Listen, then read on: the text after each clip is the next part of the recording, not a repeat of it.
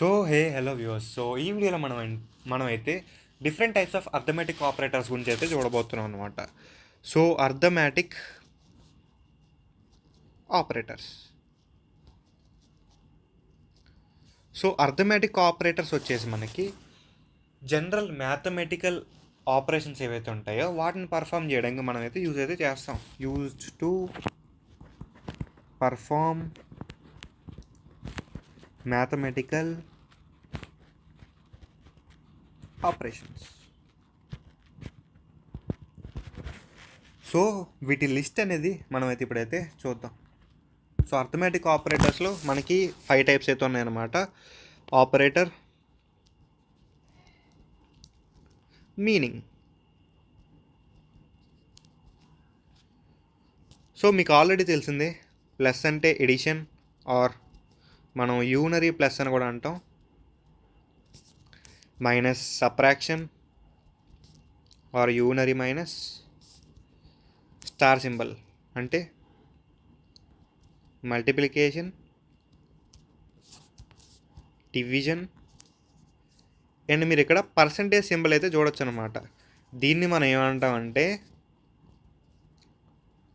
Modulo division అంటాం. So మీకు ఇక్కడ plus minus into divided by అనేవి తెలిసినవే కదా. మీకు ఇక్కడ డిఫరెంట్గా అనిపించేది ఏంటంటే మాడ్యులో డివిజన్ అంటే ఏంటి. సో దీని గురించే మనం ఇప్పుడైతే చెప్పుకోబోతున్నాం అనమాట. సో స్పెషల్గా మనకి what is division and what is modulo division అనే డిఫరెన్స్ అనేది అయితే తెలియాలి. సో జనరల్గా మనం ఒక చిన్న డివిజన్ అయితే చూద్దాం. సో మనకి మ్యాథ్స్లో 10 డివైడెడ్ బై 2 అంటే ఏమొచ్చుద్ది? 2 వద్దు. సో 2 కాకపోతే ఇక్కడ 10 వద్దు, 11 వేసుకుందాం. ఓకేనా? లైక్ 5 times 10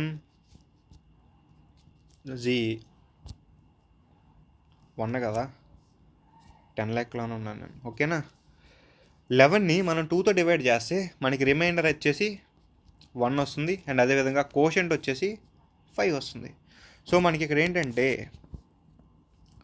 లైక్ మనం 11 డివైడెడ్ బై 2 అని చెప్పి ఒక ప్రోగ్రామ్లో రాసాం అనుకోండి, మనకు వచ్చే ఆన్సర్ ఎంత?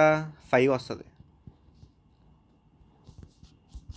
లైక్ ఇంట్ a equal to 11, b equal to 2 అని డిక్లేర్ చేసి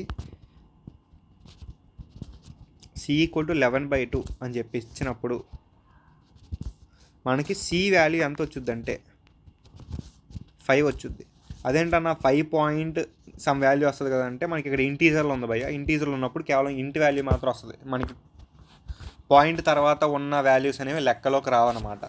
సో మనకి ఓకే, డివైడెడ్ బై అంటే ఇది. మరి మాడ్యులో డివిజన్ అంటే 11 మాడ్యులో డివిజన్ బై 2 అని ఇచ్చినప్పుడు మనకి ఇక్కడ రిమైండర్ ఉంది కదా, ఈ రిమైండర్ వచ్చుద్ది అనమాట. ఓకేనా?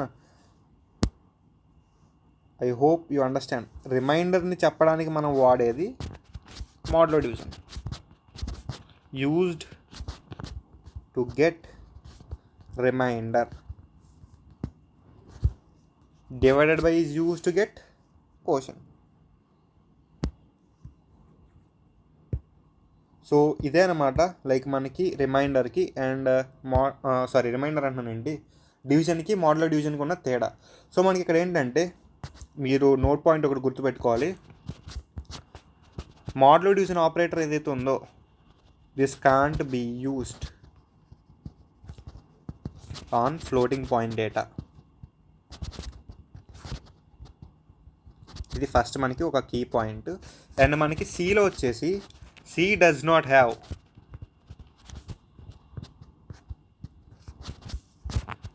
an operator for exponentiation.